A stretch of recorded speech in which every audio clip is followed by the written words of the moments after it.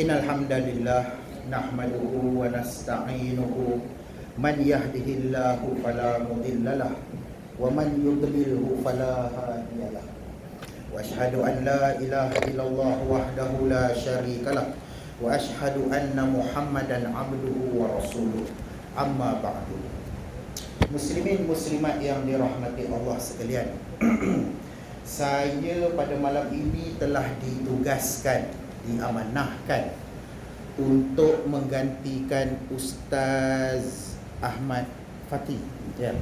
Dia ada kursus hari ini. Jadi saya telah diarahkan, diamanahkan oleh pihak surau untuk menggantikan slot beliau. Baik, jadi muslimin muslimat yang dirahmati Allah sekalian, seperti biasalah saya ada mengedarkan kepada tuan-tuan sekeping nota berupa sepotong hadis daripada Rasulullah sallallahu alaihi wasallam yang mana suka saya kongsi dengan tuan-tuan. Kerana apa? Kerana bila kita bercakap tentang hadis, bila kita baca tentang hadis, at least kita nampak apa yang saya baca kat depan ni, yang saya kongsi, yang saya sembang-sembang dekat depan ni dengan tuan-tuan hari ni ya. Macam yang lepas-lepas pun kan banyak kan saya kongsi serba sedikit. At least sekurang-kurangnya bila kita mendengar, kita ada bahan rujukan. Pertama, tak adalah boring sangat. Yang kedua, bolehlah tuan-tuan simpan kalau tuan-tuan nak simpan. Dan yang ketiganya, untuk tambahkan sikit-sikit ilmu yang boleh saya kongsi-kongsi dengan tuan-tuan ya. Ilmu yang tak seberapa Allah Subhanahu Wa Taala bagi kepada kita semua. Yang mana ilmu ni tuan-tuan, suka saya ingatkan juga, ada orang dia suka cakap ilmu dunia, ilmu akhirat, ilmu dunia, ilmu akhirat. Sebenarnya tak betul.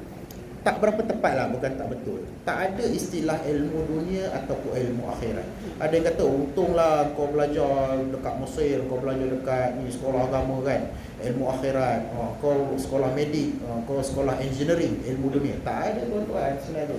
Sebab apa saja ilmu yang memberi manfaat kepada diri kita, kepada keluarga kita, kepada masyarakat, kepada umat Islam, kepada bangsa, kepada terutamanya kepada umat Islam kita lah seluruhnya, apa saja ilmu yang memberi manfaat, itulah ilmu akhirat, ilmu yang membawa kita kepada saham akhirat. Tak semestinya seorang yang belajar medik, seorang yang susah payah peras otak kan, belajar untuk jadi doktor, kemudian orang kata oh ilmu dunia tak ada apa-apa. Tidak tuan-tuan, dia menyelamatkan seseorang, dia menyelamatkan kita. Hasil daripada itu dengan izin Allah SWT, kita sihat. Allah bagi kita sihat dengan berkat usaha kita pergi jumpa dia. Dia pula dengan ilmu yang Allah bagi pada dia selamatkan kita, buat operation dekat kita. Alhamdulillah kita sihat, kita dapat teruskan ibadah kita. Takkanlah dekat situ tak ada langsung saham akhirat dekat dia. Jadi apa saja ilmu yang memberi manfaat, itulah ilmu akhirat. Hatta kalau seseorang ustaz itu pun yang dikatakan ilmu akhirat kononnya tunggang agama, guna ilmu yang dia ada untuk tipu kita, tipu duit kita. Contoh paling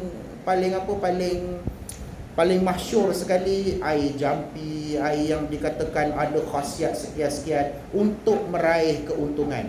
Pun ada saham akhirat juga, tapi teruklah kan. Itu pun sama juga, orang kata oh ini ustaz ada ilmu akhirat. Tapi kalau ilmu tu tak memberi kebaikan kepada dia, tak guna juga. Ilmu yang tak memberi manfaat kepada orang lain pun tak guna juga. Dia menunggang agama, dia gunakan, Allah bagi ilmu kepada dia, Allah bagi kedudukan pada dia, Allah bagi title kepada dia sebagai seorang ustaz. Dia gunakan title dia tu untuk meraih keuntungan diri sendiri, untuk merugikan orang.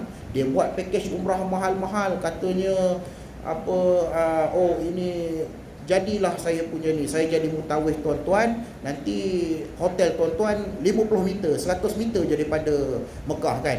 Tahu-tahu tengok 1 kilometer. Bila kita komplain, apa hal ni ustaz kan, hotel janji 100 meter, ini 1 kilometer, jenuh menapak kita. Apa dia jawab? Tuan-tuan, kita dekat Mekah ni kena redha.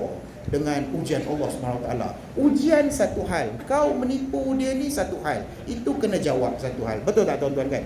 Jadi jangan gunakan apa saja ilmu yang kita ada, bergantung macam mana kita implement dia, kita gunakan dia untuk maslahat umum. Seseorang yang pandai apa sajalah, repair komputer ke, wiring ke, ataupun engineering, dia arkitek, dia design masjid. Ilmu arkitek kalau secara zahiriahnya kita dulu cakap, oh ini ilmu dunia, bukan ilmu akhirat. Tapi dia design masjid, rumah Allah. Kemudian engineering, dia implementkan dia punya ilmu tu, macam mana nak bagi kubah tu, struktur kubah tu kuat, kubah tu lawa cantik, macam mana nak bagi dia kekal kukuh kan, campuran bahan apa, itu engineering kan. Jadi ada manfaat, ada maslahat untuk masyarakat. Itu semua ada saham di akhirat.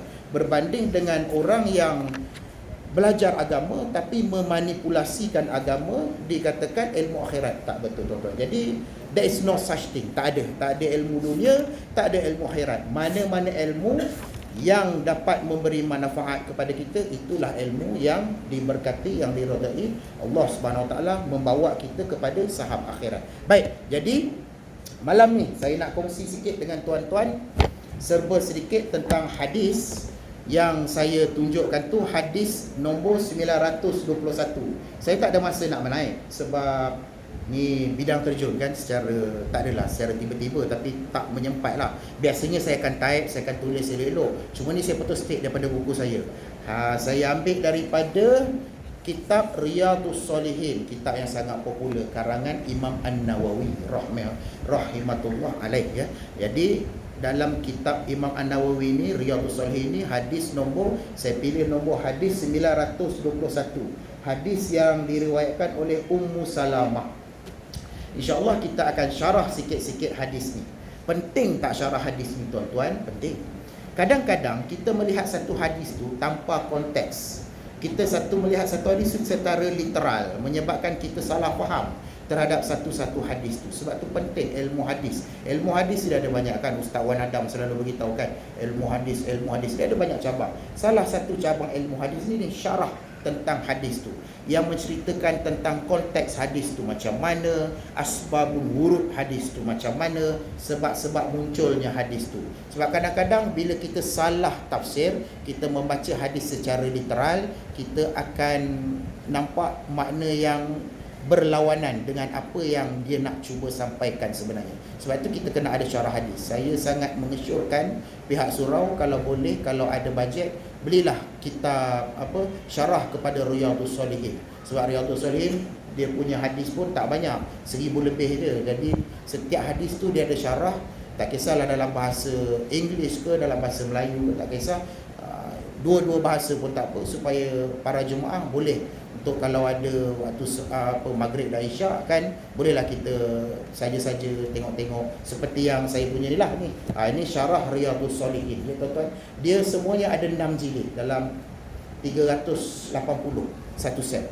InsyaAllah kalau ni kita boleh usahakan untuk ni. Jadi bila kita boleh selak-selak tengok hadis ni, hadis yang popular, hadis yang memang selalu kita dengar. Tapi kadang-kadang bila kita dengar secara literal, oh mak dia macam ni, rupanya macam ni gitu. Contoh, saya bagi satu contoh saya bukan nak merendah-rendahkan Abu Hurairah. Saya bagi satu contoh. Di zaman Khalifah Uthman Ibn Affan, bukan, di zaman Umar Al-Khattab, Abu Hurairah dia ada riwayat satu hadis. Hadis ni Aisyah isteri Nabi kritik sekeras-kerasnya sebab Abu Hurairah menceritakan hadis tu secara literal. Ini saya nak tunjuk contoh hadis yang tidak disertakan syarah, disertakan asbabul wurud, kita akan salah tafsir. Abu Hurairah dia pernah riwayat sebab dia dengar daripada sahabat lain, kemudian dia riwayatkan dekat tabi'in. Dia cerita kata anak yang tak sataraf itu lebih kurang macam ni lah, dia sama jahat dengan mak bapak dia. Kalau kita dengar, tak adil ni, sebab budak yang tak sah taraf ni, dia tak ada dosa apa-apa, perbuatan nakal, jahat mak bapak dia dulu, hasilnya lahir dia Jadi dia pun tak tahu apa-apa, lahir ke dunia ni. Kalau dia dididik dengan cara yang baik, dengan cara yang elok, jadi eloklah dia kan. Kenapa Abu Hurairah bercakap macam ni? Aisyah radhiyallahu anha dengar kata-kata ni daripada Abu Hurairah, dia kritik. Dia kata itulah Abu Hurairah tak dengar dulu macam mana background hadis ni, macam mana hadis tu terjadi.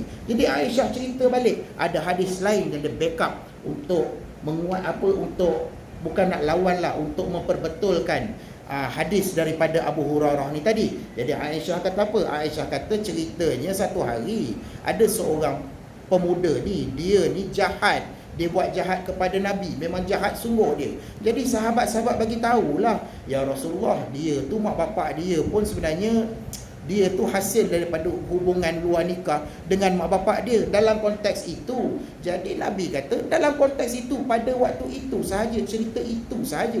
Jadi Nabi kata kalau macam tu, dia dan mak bapak dia lebih kurang sama jahat. Nabi kata itu saja, full stop kat situ. Tapi bila kita dengar balik, kita bawa matan saja, kita tak dengar asbab urut, kata oi, ini anak yang tak satar ni jahat rupanya. Nampak kat situ. Itu pentingnya hadis, itu pentingnya syarah hadis. Baik, jadi tanpa membuang masa, kita berbalik kepada tajuk kita tadi, hadis nombor 921. Hadis yang diriwayatkan oleh Ummu Salamah. Ummu Salamah ni siapa tuan-tuan? Isteri Nabi, ya. Nanti kita cerita sikit tentang Ummu Salamah.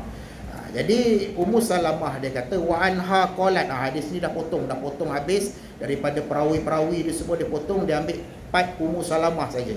Jadi Ummu Salamah kata wa anha qalat sami'tu Rasulullah sallallahu alaihi wasallam yaqulu ma min abdin tusibuhu musaibatun fayaqulu inna lillah wa inna ilaihi raji'un.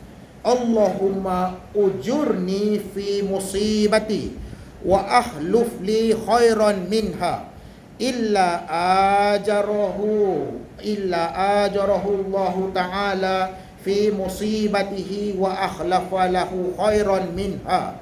Qalat falamma tuwaffiya Abu Salamah qultu kama amarani Rasulullah sallallahu alaihi wasallam fa akhlafa Allah li khairan minhu Rasulullah sallallahu alaihi wasallam.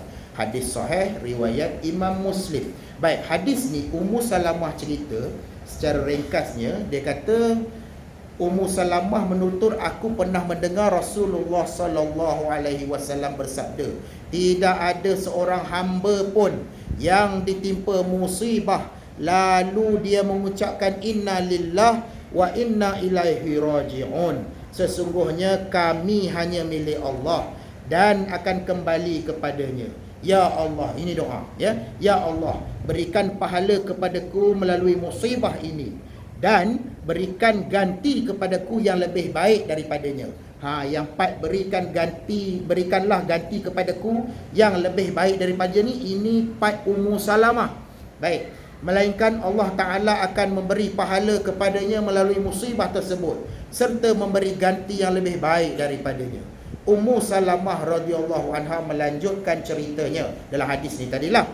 Dan ketika Abu Salamah, suami dia, meninggal dunia, kuucapkan seperti yang diperintah oleh Rasulullah sallallahu alaihi wasallam kepadaku, maka Allah pun memberikan ganti kepadaku yang lebih baik daripadanya, yaitu Rasulullah sallallahu alaihi wasallam. Hadis sahih riwayat Imam Muslim. Baik, kalau kita buka Google, kita type je Sahih Muslim, type nombor 918, enter, keluar hadis ni. Macam itulah hadis ni pun.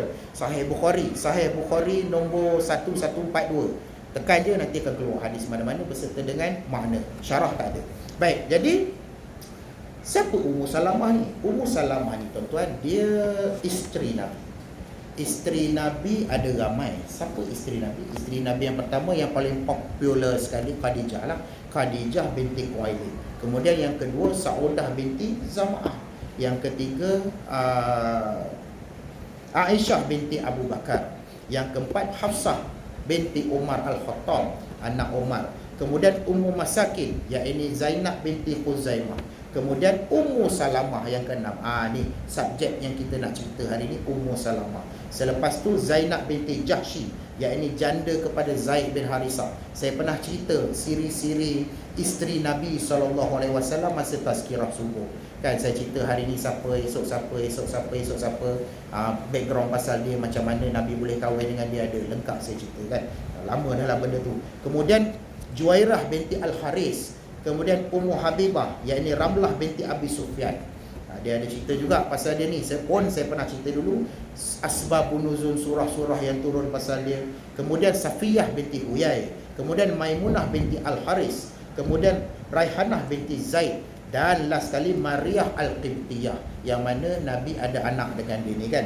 Nama anak tu Ibrahim, tapi meninggal waktu kecil. Popular lah, semua orang tahu. Baik, Ummu Salamah. Kita berbalik pada tajuk kita, Ummu Salamah. Ummu Salamah ni nama dia Hind bin Umayyah, binti Umayyah nama dia, ya, ataupun Hind Al-Makhzumiyah. Ni daripada Bani Al-Makhzumiyah. Ummu Salamah maksudnya ummu, ibu kepada Salamah. Maksudnya anak dia Salamah, ya. Macam Abu Quhafah, bapa kepada Quhafah. Macam itulah kalau macam sahabat-sahabat lain kan, ada kan dia letak nama Abu kan. Macam Abu Hurairah, bapa kucing kita kata kan.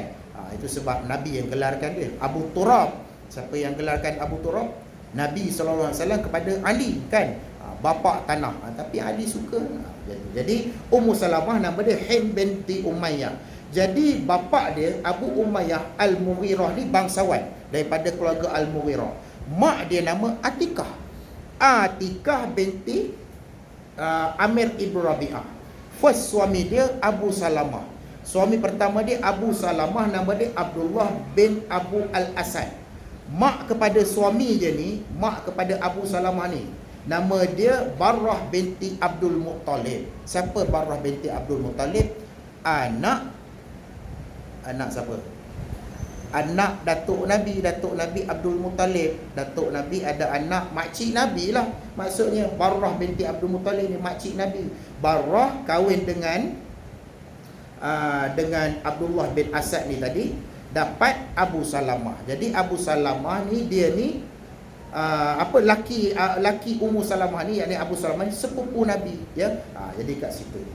Dan mereka ni as-sabiqun al-awwalun. Abu Salamah, Ummu Salamah, suami isteri ni, mereka ni as-sabiqun al-awwalun. Mereka ni antara golongan yang mula-mula memeluk Islam. Ini as-sabiqun al-awwalun. Jadi mereka ni masa awal-awal Islam, mereka hijrah ke Habsyah. Mereka hijrah ke Habsyah di atas sebab-sebab yang kita semua sedia maklum, yang mana penentangan orang Quraisy ke atas penganut Islam pada masa itu terlalu keras, sampai Nabi mengarahkan supaya sahabat-sahabat untuk berhijrah ke Habsyah.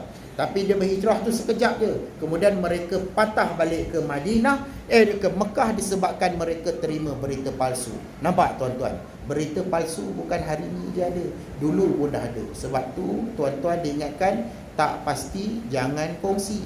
Bila sampai berita dalam WhatsApp, tengok berita menarik, tengok berita wow kan. Memang tangan gatal je nak tekan tu kan. Lepas tu kita pun serap bagi kepada grup. Satu lagi grup bagi lagi. Sekali kongsi beratus ni. Tahu-tahu palsu. Apa jadi? Kita yang menanggungnya kan. Adakah kita dipertanggungjawabkan? Tak. Kita kata depan Allah esok, saya terima je. Kan? Yang mula-mula buat berita palsu ni lah yang kena. Kan? Tidak tuan-tuan. Kita tak pasti jangan kongsi. Asal berita tu menarik, asal berita tu sensasi, menghiburkan, kita pun dengan segera tangan tu gatal sangat nak klik forward. Forward bukan dekat seorang dua, grup terus yang ada 20 orang, 30 orang kan. Jadi menjawablah tuan-tuan. Jadi itulah saya kata, tak pasti jangan kongsi. Jadi berita palsu ni bukan saja hari ni. Zaman Nabi lagi dah ada dah. Zaman orang-orang Quraisy dulu dah ada dah. Bila mereka ni pergi berhijrah ke Habsyah, mereka dapat berita mengatakan bahawa semua orang Quraisy dah memeluk Islam. Jadi berita palsu tu kan. Jadi mereka pun, kita boleh balik. Kita boleh balik ke Mekah semua. Mekah dah selamat. Dah tak ada penindasan. Balik-balik tengok tetap sama macam dulu. Tak juga berubah. Jadi kena tindas balik. Jadi Nabi suruh pula berhijrah ke Madinah. Jadi mereka pun berhijrah ke Madinah. Ni saya long story short, saya pergi terus hijrah ke Madinah. Jadi masa nak keluar daripada Mekah tu, Ummu Salamah ni cerita dia sedih. Kisah kehidupan dia ni sedih. Liku-liku perjalanan dia dengan suami dia, dengan anak dia. Salamah ni tadi sedih. Anak dia Salamah kan. Ummu Salamah tu ibu Salamah. Abu Salamah tu bapa Salamah, orang Arab. Nampak? Letak nama bagi gelaran je kan. Jadi Salamah ni tadi. Jadi liku-liku Ummu Salamah, suami isteri dan anak dia ni sedih tuan-tuan. Masa nak keluar daripada Mekah, malam yang Nabi suruh hijrah tu, jadi dia kena jumpa dengan suku Bani Makhzum. Suku Bani Makhzum ni, dia ni suku kepada belah Abu Salamah. Kan orang Arab saya pernah ceritakan, Asobiyah. Mereka ni berpuak-puak, bersuku-suku kan. Kalau nak tengok orang Arab yang kata yang perkauman, mereka perkauman. Mereka kebangsaan kuat dia orang ni kan. Sampai mereka boleh kata kalau kata saya ni ketua puak, saya suruh siapa-siapa pergi bunuh puak lain, dia orang tak tanya dah. Sebab apa dia pergi bunuh aja. Macam tu sekali dia orang punya ni. Jadi masa mereka nak keluar daripada Madinah ni tadi, Mekah ni tadi, mereka kena tahan dengan suku Bani Makhzum, puak kepada belah suami dia ni. Jadi Bani Makhzum ni, Bani Makhzum ni belah Ummu Salamah, wanita. Yang belah lelaki ni, belah suami dia Bani Asad, belah lelaki. Mereka ni dua ni memang tak ngam. Bani Makhzum, suku Makhzum dengan suku Asad ni memang tak ngam, memang bergaduh. Sampaikan dua orang daripada anak perempuan daripada Bani Makhzum dan anak lelaki daripada Bani Asad berkahwin. Macam Ummu Salamah ni tadilah kan, berkahwin. Dua-dua puak ni tetap tak puas hati. Malam tu dia orang kena blok dengan Bani Makhzum. Bila kena blok, mereka rampas Salamah, baby Ummu Salamah ni tadi. Salamah yang masih kecil tu mereka rampas. Dan laki dia kena tawan. Suami dia lah Abu Salamah tu tak dapatlah pergi ke Madinah. Dipendekkan cerita, Ummu Salamah ni merayu-rayu lah, tolonglah, lepaskanlah anak aku nak pergi berhijrah dengan suamiku. Dia orang ni tak bagi kan. Jadi usul Ummu Salamah ni kena tahan dekat Mekah selama berapa tahun? Setahun.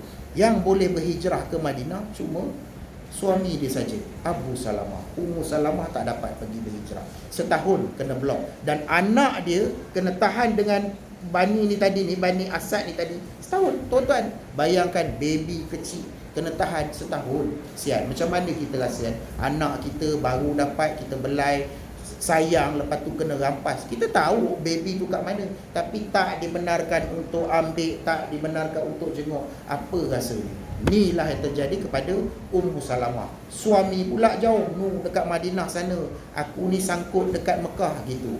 Jadi hari-hari Ummu Salamah ni menangis dia. Dia menangis kat mana? Dia menangis dekat satu tanah lapang, mengenangkan nasib dia. Kadang-kadang dia pergi tanah lapang, dia termenung, teringatkan nasib dia. Laki tak ada, bukan bercerai, ada tapi kena halang disebabkan perkauman, anak kena rampas. Jadi meleleh air mata dia menangis. Jadi orang hari-hari tengok nasib Ummu Salamah ni, kesian. Bila kesian, jadi suku daripada Bani Asad, Bani bapa belah laki dia tengok kesian. Dia orang pun macam tak sampai hati. Sifat kemanusiaan tetap ada lagi. Dia bagi balik. Dia kata tak apalah, kau bagi baliklah anak dia orang. Jadi dia orang pun bagi balik. Bila dah bagi balik, dipendekkan cerita, Ummu Salamah pun dapatlah pergi ke Madinah, dapatlah berhijrah ke Madinah. Nampak? Bukan dia dapat berhijrah ke Madinah bersama-sama dengan suami dia. Setahun lepas tu baru dia boleh berhijrah ke Madinah. Bila dia dah berhijrah ke Madinah, dia redah padang pasir seorang-seorang dengan anak dia, baby yang umur setahun lebih tu. Kalau kita setahun lebih nak bawa naik pergi padang pasir, tidaklah kan. Tapi tidak, Ummu Salamah pergi seorang-seorang, dia bawa unta. Jadi dia yakin Allah je tempat dia bergantung. Allah je lah tempat dia bergantung. Jadi tak lama lepas tu, tengah jalan dia jumpa dengan Uthman bin Talha. Uthman bin Talha ni, dia ni sahabat Nabi. Jadi Uthman bin Talha ni lah yang bawakan Ummu Salamah, yang tuntun, yang pimpin unta Ummu Salamah ni sampailah ke Madinah. Bila sampai ke Madinah, dia jumpa balik dengan suami dia. Happy ending kan, jumpa balik dengan suami dia. Jadi Abu Salamah ni pun dia dapat balik isteri dia pun semua, happy ending. Tak lama lepas tu perang Badar. Perang Badar, Abu Salamah masuk join perang Badar. Lepas perang Badar, perang apa tuan-tuan? Uhud. Perang Uhud pun Abu Salamah join perang Uhud. Malangnya Abu Salamah syahid masa perang Uhud. Abu Salamah syahid masa perang Uhud. Ummu Salamah sedih. Bila Ummu Salamah sedih, inilah hadis dia tadi ni, hadis nombor 921.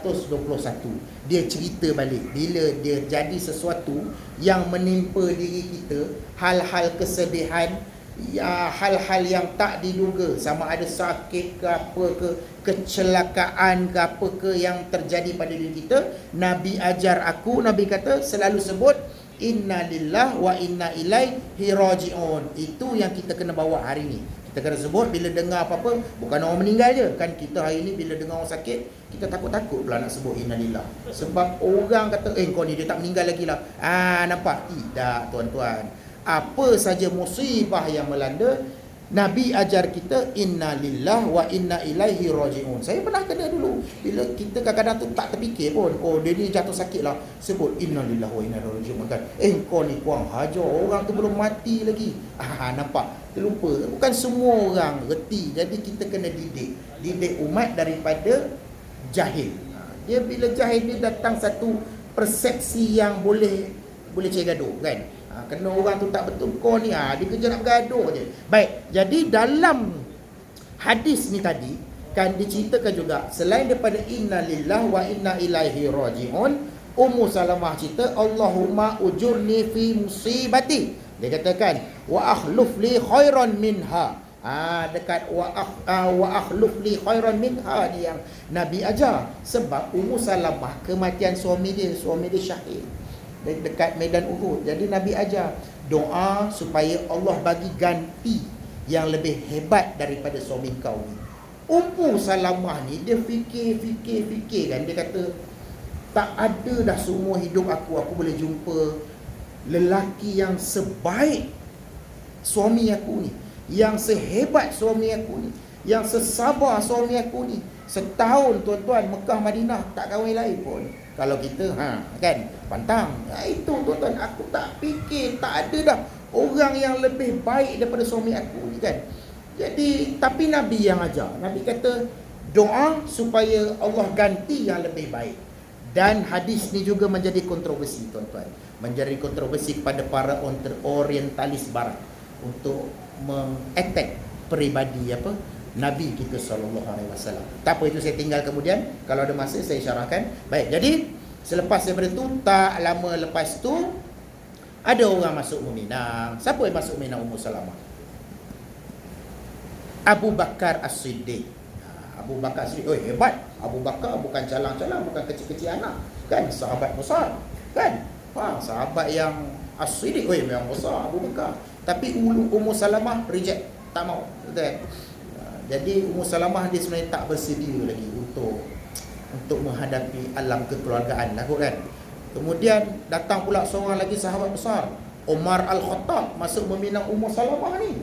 Pun Ummu Salamah reject. Akhirnya Allah Subhanahu Wa Taala perintahkan Nabi SAW untuk masuk meminang Ummu Salamah. Dan Nabi pun masuk meminang. Ummu Salamah reject juga. Tuan-tuan, bukan kaleng-kaleng Ummu Salamah ni. Kalau perempuan lain zaman tu, Nabi masuk meminang, memang kecil tapak tadangan, besar lah kita tadah kan. Ini tak, Ummu Salamah reject. Ummu Salamah bagi 3 syarat. Dia kata, bukan tak nak ya Rasulullah, aku ni kuat cemburu. Itu Ummu Salamah kata, aku ni kuat cemburu, macam mana aku nak handle. Kita pun sedia maklumkan Nabi dengan isteri-isteri ni macam mana. Itu satu. Dan kemudian Ummu Salamah kata, aku ni dah tua, aku tak dapat nak melayani kamu ya Rasulullah, aku tak dapat nak memenuhi kehendak kamu ya Rasulullah. Kan macam mana ya Rasulullah. Jadi yang ketiga, Ummu Salamah kata, aku ni ada anak perempuan. Siapa anak perempuan itu? Salamah ni lah. Kan nama anak perempuan dia Salamah, macam mana? Jadi Nabi bagi solution. Nabi kata tak apalah. Yang pertama, Ummu Salamah ni kuat cemburu. Jadi Nabi kata tak apalah, aku doa supaya Allah hilangkan perasaan tu. Ni doa Nabi kan. Fine, nombor 1. Kemudian nombor 2, Nabi Ummu Salamah kata, Aku ni dah tua. Jadi Nabi kata, aku pun dah tua juga. Kita sama-sama tua. Ini perintah Allah. Bukan aku suka-suka nak masuk meminang kan. Dan yang ketiga, aku ada anak perempuan. Macam mana hal aurat lah apa semua tu kan. Jadi Nabi kata tak apa, itu kita sama-sama jaga dan aku akan sediakan rumah yang proper untuk ni. Jadi last sekali Ummu Salamah pun dia terima pinangan Nabi tu. Satu fakta pasal Ummu Salamah ni, dia ni pernah berbakti dengan keluarga Nabi. Dan dia sangat rapat dengan Khadijah. Itu hebat Ummu Salamah ni. Yang menyebabkan Nabi masuk meminang tu pun satu hal. Ummu Salamah, dia pernah jaga Fatimah Az-Zahra, anak Nabi kita. Kan, bila mak dia, Khadijah binti Khuwailid meninggal, Ummu Salamah yang jaga. Masa tu Fatimah kecil lagi. Jadi kemudian, lepas daripada tu, sebelum tu Fatimah dijaga oleh Fatimah binti Asad. Fatimah binti Asad ni dia mak kepada Ali, isteri kepada Abu Talib. Kan pakcik Nabi tu kan. Bila Fatimah binti Asad dah meninggal, baru Ummu Salamah bela Fatimah Az-Zahra ni, Fatimah binti Rasulullah sallallahu alaihi wasallam. Dan Ummu Salamah ni banyak ayat Al-Quran turun. Satu kehebatan Ummu Salamah ni kan, dibandingkan dengan isteri-isteri Nabi yang lain, ada ayat Quran yang turun semasa Nabi tidur bersama dengan Ummu Salamah. Isteri-isteri lain tak ada. Isteri-isteri lain ada turun, tapi waktu jaga, waktu duduk sama-sama, waktu tengah makan, waktu tengah minum, waktu tengah jalan-jalan, macam tu. Tapi ada banyak ayat Quran yang turun dekat Ummu Salamah semasa Nabi SAW tidur bersama Ummu Salamah, menyebabkan Ummu Salamah ni dia action sikit lah dengan isteri-isteri yang lain kan. Kau ada? Macam tu lah, lebih kurang kan. Ni bahasa kita, bukan dia orang cakap. Ni saya yang elaborate. Dan jadi itulah contoh ayat tentang penyucian. Saya pernah cerita ayat tentang penyucian ni dekat Tazkirah Subuh kita, yang mana Nabi SAW bagi tahu tentang Ahlul Bait. Ada. Kemudian peristiwa Allah ampunkan Abu Lubabah. Abu Lubabah yang memandai-mandai, cakap Nabi nak sembelih geng-geng, ada satu puak tu, wahai Nabi tak suruh pun. Abu Lubabah cakap macam tu. Jadi geng-geng ni tak puas hati. Jadi Abu Lubabah buat cerita. Jadi Abu Lubabah rasa bersalah, dia ikat diri dia sendiri dekat tiang masjid. Dia kata, aku takkan lepaskan diri aku selagi mana Allah dan Rasul tak maafkan aku. Ayat Allah maafkan dia tu turun masa Nabi tengah bersahur bersama Ummu Salamah. Itu satu. Itu antara ayat Quran yang turun. Dan Ummu Salamah ni dia paling banyak jadi penasihat Nabi. Itu satu. Banyaklah cerita sebenarnya, panjang cerita dia, yang mana pernah Nabi suruh sahabat buat tapi sahabat tak buat. Jadi Ummu Salamah yang cakap, instead of kau suruh dia orang buat, Rasulullah buatlah dulu. Jadi Rasulullah buat dulu, sahabat tengok barulah dia buat. Nampak? Ini Ummu Salamah. Dia ni hebat sebab pengalaman hidup dia yang banyak tu menyebabkan dia jadi wise. Dia jadi seorang yang banyak pengalaman, ada ilmu, akal dia pun panjang. Itu Nabi. Jadi Nabi banyak juga rujuk dekat Ummu Salamah ni. Oleh kerana dia banyak pengalaman, suka duka, jadikan dia seorang yang matang dan rasional. Ini Ummu Salamah. Selepas Nabi wafat, Ummu Salamah ni dia terus buat kerja untuk Islam. Ini Ummu Salamah, bantu orang susah dan musafir. Ini satulah Ummu Salamah dia kan.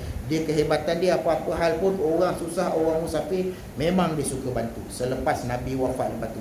Dan dia riwayatkan 378 hadis total dalam Sahih Bukhari, Muslim, Sunan Ibnu Majah, Abu Dawud, At-Tirmizi, semua total semua 378 hadis. Ni pasal Ummu Salamah, terutama berkenaan dengan sirah Nabi. Okey, dan Ummu Salamah ni last sekali Ummu Salamah meninggal pada umur 84 tahun. Panjang umur dia tuan-tuan kan. Pada tahun 64 Hijrah, semasa pemerintahan Yazid bin Muawiyah. Kadang-kadang kita tengok kenapa isteri-isteri Nabi ni umur panjang. Macam Aisyah pun panjang umur dia. Nabi kahwin dengan dia dalam di usia yang muda, dan dia meninggal dalam usia yang sangat tua. Dan Nabi pula dengan dia wanita tak sampai 10 tahun pun, sekejap je. Sebab di antara tugas, kalau kita fikir balik, di antara tugas-tugas isteri Nabi ni, selepas Nabi wafat, mereka nilah yang meriwayatkan hadis. Mereka nilah yang menceritakan kepada sahabat-sahabat, kepada tabi'in, apa yang Nabi buat, yang kemudian daripada itu jadi hadis. Kalau tidak masukkan, kita boleh tahu hadis-hadis berkenaan dengan hal kekeluargaan, hal-hal tentang mandi hadas, hal-hal tentang orang-orang perempuan, kan? Ini semua yang dari riwayat-riwayat ini semua isteri Nabi. Hal-hal dalam bilik tidur, hal-hal isu rumah tangga, Aisyah, Ummu Salamah, Habsah, Zainab, semua ni cerita, oh zaman Rasulullah ada tu, Rasulullah begini. Sahabat dengar, tabi'in dengar, kemudian lama lepas tu mereka catat jadi hadis sampai hari ini. Perawi sampai kepada sampai kepada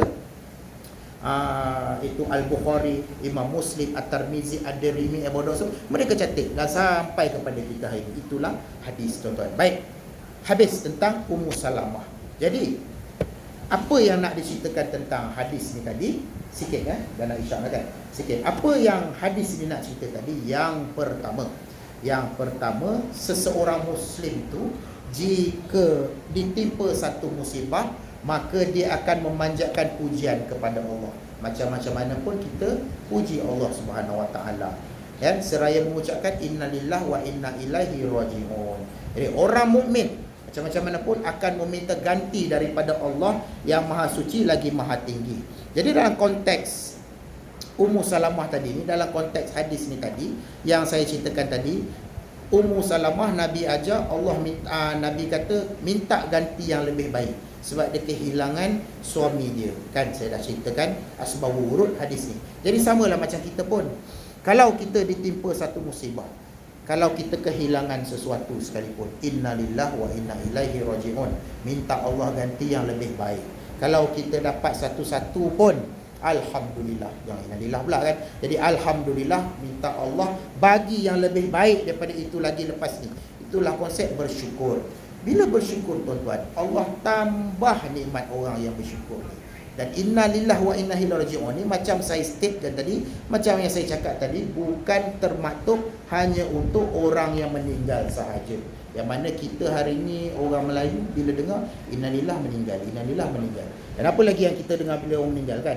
Adanya benda-benda yang macam-macam lagi lah kan. Lepas tu bila ada yang meninggal ni, nanti kita mula buat apa? Seperti yang Nabi ajar kan? Contoh, Allahumma firlahu warhamhu. Itu yang Nabi ajar. Mula-mula sekali sebelum kita buat perkara-perkara yang kita nak tambah tu, yang pertama sekali yang saya nak tegaskan tuan-tuan di sini, buat apa yang Nabi ajar dahulu. Innalillah wa inna ilaihi rajiun. Kemudian Allahumma firlahu warhamhu. Allahumma firlahu warhamhu. Allahumma firlahu warhamhu. Tak kisah mengikut apa lelaki, perempuan atau ramai, ya. Dan kemudian kan saya nak sentuh sikit satu lagi tentang hadis kubur. Hadis kubur ada saya teringat tiba-tiba tentang hadis pacak pokok di kubur. Tuan-tuan pernah dengar hadis tentang cocok pelepah kurma di kubur? Pernah kan? Satu isu tentang hadis ni dalam satu konteks. Ini kita cerita konteks hadis tentang, sebab ialah mula-mula sebut innalillahi wa inna ilaihi rajiun. Kemudian saya teringatkan orang meninggal. Kemudian saya teringatkan hadis ni pula. Bila ingat tu membawa kepada isu kubur. Kemudian nak cerita pasal hadis yang kata pacak di kubur. Ada satu hadis tu yang Nabi cerita, hadis popular, tuan-tuan semua tahu kan? Nabi berjalan, kemudian Nabi nampak ada dua kubur. Kemudian Nabi kata sesungguhnya dua kubur ni sedang diseksa. Ada yang kata perempuan, ada yang kata lelaki. Tapi kuat kata perempuan. Sebab diseksa pertama sebab apa? Sebab dia tak jaga kebersihan. Dan sebab yang kubur satu lagi sebab dia tak jaga mulut kan. Dia tak jaga mulut, dia suka menyampai-nyampai, dia suka membawa fitnah, dia suka mengadu domba. Samalah macam awal tadi yang berita tak pasti jangan kongsi tu. Dia suka menyebar-nyebarkan. Dalam isu WhatsApp, tuan-tuan, bukan kata mulut saja tu, mulut WhatsApp tu pun mewakili mulut kita lah tu. Umpama kita dengar kat telinga kita, kita sampai ke orang lain. Samalah macam tu pun, sampai kita baca, kita forward ke orang lain, belum tentu betul. Tahu-tahu fitnah. Ni satu contoh. Jadi Nabi kata dua kubur ni, satu ni sebab dia tak jaga kebersihan dia. Dia tak basuh air kencing dia dengan betul-betul. Tuan-tuan, saya nak berpesan kepada tuan-tuan di sini. Kebersihan dan wudu adalah satu perkara yang simple, tetapi implikasinya besar. Bila kita tak jaga kebersihan, lebih-lebih lagi tandaslah kita cerita. Kita tengok tandas surau kita. Jangan cerita siapa-siapa lah, semua kita lah. Kalau kita tak ada tanggungjawab bersama, kita buang air, kemudian kita tak jaga betul-betul kebersihan. Saya ingat dulu ada seorang ustaz yang ceramah sini pernah